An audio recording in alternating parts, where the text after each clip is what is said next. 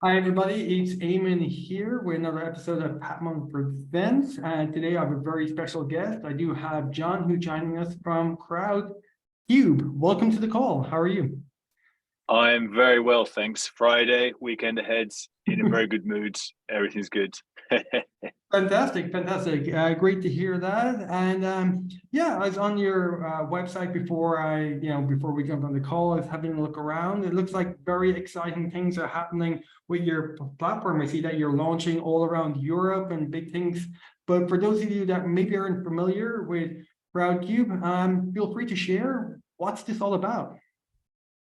Absolutely. So Crowdcube is Europe's leading equity crowdfunding platform. Originally from the UK, we just celebrated our 12th birthday. And this time last year, we launched the business across Europe. So we have offices in Paris, Barcelona, and Stockholm too. What do? We help entrepreneurs connect with potential investors to raise funds and to engage their community. We also allow all types of investor, so retail, everyday, sophisticated, accredited, high net worth, to invest in Europe's hottest businesses. So that's not only to fund the businesses, but to help build them, to be a part of their success, to join them on that journey. To date, we've helped over 1,300 businesses raise more than £1.5 billion. And that also includes 4 unicorns as well. So you've got Brewdog, Monzo, Revolut, and Quanto in there as well. We've also built up an investor community of 1.5 million people that are investing in those businesses as well. That's what we do in a nutshell. In terms of where we are right now, we were just discussing this as well. 2022 was a tough year all round on the growth and the startup scene, nowhere more so than for companies that work in the funding space. But for us, it was actually a record year, which is fantastic. In terms of investor registrations, we welcomed 246,000 new users, which was a 29% year-on-year growth. And in terms of new investors, we welcomed 100,000 new investors, which was 25% growth year-on-year. So, pretty bold claim, as we said, that we allow people to invest in Europe's hottest startups, but we do feel we have the traction and the numbers to back it up too. Wow, I mean, that's incredible. Over 200,000 new users, over 29% year-on-year growth. I mean, these are the kind of numbers that boggle the mind. So, I mean, what's driving that huge growth? I mean, what's working? What can you share? We are essentially a marketplace. So we have a supply side and a demand side. So if you think about the biggest and most successful marketplaces, you think of an Airbnb, you have the people who are renting out their homes and the people who want to rent them. So supply is the homes, demand the people that's renting them. The other classic, of course, is Uber. Your supply is the cars that are shipping you around between the airport and your home points in the city. And the demand is the people that want to take those rides. What does that mean for Crowdcube? Well, the supply is the number of companies that we work with to help raise money. So as I mentioned, those Monzos, those Revoluts. And the demand is the people that want to invest in them. So Marketplace 101 growth is to build up your supply, so to get companies onto the platform for us, and then you nurture and convert the demand that comes with it. So what that means is that our marketing is very much focused about educating companies on the power of equity crowdfunding, what it can do for them, and a little bit of myth busting as well. We have an amazing, very competent, very experienced sales team. Marketing team is there to help them kind of close that business, generate demand, capture demand. And then the interesting part is that those companies themselves are actually our acquisition tool for investors. So if you think about it, it's very unlikely that someone is going to create an account on our platform without having a company that they want to invest in. It's pretty simple and straightforward to create an account, but the driver to do it is, I know this company is on your platform and I want to invest in them. So what we do is the companies are essentially an acquisition tool for us to get more people to create accounts and invest in them. And then we have a whole team built around nurturing, activating, and engaging our investors. So we invest heavily in sort of best-in-class CRM to take them on that journey, to educate the investors on what it all means to be part of an equity crowdfunding journey. And, the classic kind of, 10 friends in 7 days type play. What do we need to do? what data do we need to dig into to basically get them from that first investment to their second investment, second to third, minimize churn, keep them activated, engaged, and happy. So it's really all built around having sort of best-in-class, successful companies running campaigns on the platform, and then really capitalizing on the demand that comes with it. No, it's very interesting, what you're saying about the different channels, and also how, you're almost people are, want to invest in a certain company, and that's how they're coming. And then they start an account and they invest in one company and then the next one. And like, what are the channels besides the actual companies are working really well? Are you doing like anything on SEO, marketing, outbound, inbound, or what are the channels are doing well for you? So we kind of think of it in two ways. We have demand gen and we have demand capture. Demand capture is who is in the market to buy right now, who is a good fit for us, how do we close those businesses, how do we get them over the line, how do we build out our pipeline, how do we move people along the pipeline from lead to op to running a campaign. And I guess, broad brushstrokes at any one time, that's 5% of the total addressable market. The other side, which is slightly longer term, is demand generation, which is around about, again, 95% of your market. That's much more centered around brand, who would be a good fit for you, but doesn't know that you exist. How do you kind of get them talking about you, excited about what you do, and how all of those things work? As I mentioned, we've been in the UK for a very long time, so we work a little bit more on demand capture in the UK. We're relatively new to Europe, and the concept of crowdfunding is not as well established, so we have much more of a demand generation play there. But in terms of channels and what works for us, we invest heavily and work very hard with PR, because we know that works well in terms of getting our name out there, getting people interested. We focus very heavily on LinkedIn. The idea there is that our target audience is typically the founder, the CEO, the CFO of a company. They will use all the main social platforms. Where they go to get their information, their financial news and investing is typically LinkedIn.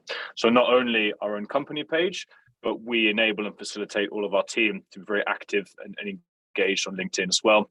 People buy people much more than they buy brands. And then purely on the marketing side, we do a certain amount of inbound, but we work very hard on outbound as well. So repeatable, scalable campaigns that we can do month on month as well. And it's interesting in what you said as well, how you're saying that what you're doing in other parts of Europe is slightly different to what you're doing in the UK, because you're there for 12 years, you're more established. So you find your website plays a different role depending on the market. I think the website is pretty universal in the sense that it's our shop front. So as I say, one thing that we do, or we work very hard on, is to kind of accept that LinkedIn is its own ecosystem. So we don't want to drive people away from LinkedIn. We don't think that kind of the way people consume information there, it's essentially an attention platform. It monetizes on attention. So we try and build out a brand and a name for ourselves on LinkedIn and within that platform. We know that people will then at some point go and check our website. It's not typically directly that they go from LinkedIn to our site, but we build up a name and a brand within the LinkedIn ecosystem, and then they go to our website. Ditto with PR. People will hear about us in all of the main publications that we work on or that we do, and then at some point they will either Google or look up our website directly. So in terms of how the website, where it sits and what it does, it's quite similar in the UK and Europe. It's kind of our shop front, and we really want that to embody all of our values and what we do. We want people to get it, to get excited when they come there. So it's really kind of reinforcing the message that we use on other platforms. Okay, and that's great, and that's what you're doing with Crowdcube. And kind of switch gears a little bit, and let's say talk of you as a leader within marketing. I mean, what keeps you busy on a day-to-day basis? I think if you think back to that kind of demand generation and demand capture play, which is kind of where we spend our time, those are the two things that we as a team are working on. The conversion that goes with both of those. Marketing is a fantastic and interesting function. We're both biased because we work in it, but it's a function that touches and affects everyone in their everyday lives, be it in their professional or their personal function. Everyone on some level relates to and has an understanding of marketing. So one thing that's really important for us, what takes up my time, is marketing as much internally as externally. So, getting buy-in and understanding the needs of different stakeholders, explaining to them what we can and we can't do. Good things take time. So kind of mapping out and explaining that if we want to do X, it means that we probably can't do Y. We need to focus on sort of our core metrics and deliver those things. And I think also in terms of what takes up my time, we have a team that's spread out across the UK and the continent. So, remote work is fantastic for a lot of things, but it also means that you want to kind of spend time building and nurturing a team culture as well.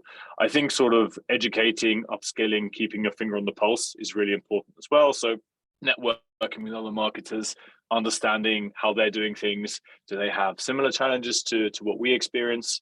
Are they doing different things? Can we learn from them? Sort of, build a rapport on those things. It's probably where I spend most of my time. Fantastic. And moving from there, one of my favorite sections of the podcast is the rapid fire. So are you ready? Let's go. Let's go. So what was the last book you read? The last book that I read was the book about the Wirecard story by Dan McCrum. I think it's called Money Men, and it talks about how that whole story developed and unraveled, which was absolutely fascinating. It was so interesting. Yeah, I know exactly what you're talking about. Really interesting. So also, what's the one thing that you're focused on at the moment at Crowdcube that takes up so much of your time, so much of your focus? One thing that we've done recently, which I talked about, that balance between scale and personalization, is really trying something a little bit different. There's lots of things that kind of everyone is doing in marketing, and sometimes you want to push the boat out and try things that they're a little bit different, perhaps. And one thing that we did was we tried kind of a little bit more of a personalized campaign, kind of building on ABM principles, but to our own flavor and adaptation. So with the sales team, we picked a hit list of companies that we, between us, based on several kind of key metrics and decision factors, felt would be a good potential fit for Crowdcube. And then we built out the whole campaign, built and sort of predicated on awareness, consideration, and conversion. And we thought, what can we as a marketing team do that's a little bit different to stand out to these companies? The CEOs and the founders, they're busy people. It's quite hard to get in front of them, get in touch. So we laddered kind of several steps into a campaign. And the ultimate goal was to try and get a meeting for the sales team. And I can give you an example, which is one of my favorite things. And shout out to my colleague, Jack Lewis, who led this campaign, and it worked really well. So what we did was we tried to ladder different levels of awareness. So we kept popping up on the radar of a particular company and the decision makers in this company. So we started out with just some quite broad-based generic ads on LinkedIn, targeting the employees at these companies. They're all fairly large companies, so we were able to make up an audience of people, just kind of planting the seed implicitly about what Crowdcube is, how it works, and key figures, key messaging. We also did social listening. So we encouraged some of our commercial team to follow that company, follow the people that work there, the key decision makers, maybe engage, interact with their posts. We also asked our PR team if we had any relevant stories where we could ask them for comment, to reach out to these people, who doesn't love kind of giving their opinion and popping it in a publication. The really interesting bit, and these were done sequentially, week 1, week 2, week 3. Now, the one that's particularly exciting is week 4, where we sent each of these companies something in the post, because we figured everyone gets emails all the time. When you get something in the post, it kind of sticks in your mind a little bit more. And we really went all in on customizing this. So we were trying to close a company that does insect farming. So, creating, using insects as a source of food, which is kind of very topical and a very important direction of travel for us as a race species. And what we did was we looked into the companies we've already worked with, and we found that there was a company that makes insect mints that we'd already worked with. So we bought 6 kilos of their mints, and we sent it to this other company that we wanted to work with. We made a really nice PDF, and we sent them this package, and we had the message of, you're probably wondering why we sent you 6 kilos of insect mints. And the messaging was, this is 6 kilos or 6,000 grams. We think that if you worked with us on our platform, we could get you 6,000 new investors to invest in your company. Here's a QR code if you'd like to scan it to learn more, to get a meeting with our sales team. And it worked. They got the post. They're really excited. They really appreciated the extra effort. And the cherry on the top is that we set the meeting to be at a restaurant that provides insect burgers. So we met up with them. We had an insect burger and we chatted. And that's kind of, it's at the other end of scalable and repeatable. It's kind of a sort of a one-off thing that's very personalized. But it was so fun to do, and it made the conversation much easier for our sales team because this target company really appreciated the extra mile that we'd gone to. It didn't even cost us that much, a bit of time and a bit of creativity. But I mean, those kind of things we're super jazzed to do. It was so much fun. Great story. I love it. I really, really, and it's all about thinking outside the box. And you're so true. If people actually get something physical in the mail, it's like, oh, there's still a post service, because it's so unusual. So no, that's really cool. And just to wrap up, here, if I was to give you the last word, if you had one thing that you wanted to leave people with, if they forgot everything else that we just shared about Crowdcube, what's the one thing you'd like to let them with? About Crowdcube? Yes. I would say that technology definitely has changed our lives in a lot of ways, some perhaps for better, some for worse. One fantastic thing that you can do is that you as an investor can invest on the same terms as world-class VCs in Europe's biggest, hottest, and most exciting companies. You can do it in a few clicks, and it doesn't take very much time, and you can do it from as little as £10 or €10. So if that sounds exciting, definitely go and check out our website, see the companies that are there. If something catches your eye, then definitely check it out. That's what we're here for. Perfect. Well, you heard it there.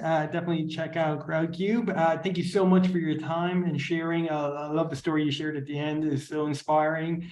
And that is it for today's episode of Patmon Presents. Looking forward to seeing everybody on the next episode. All the best and bye-bye.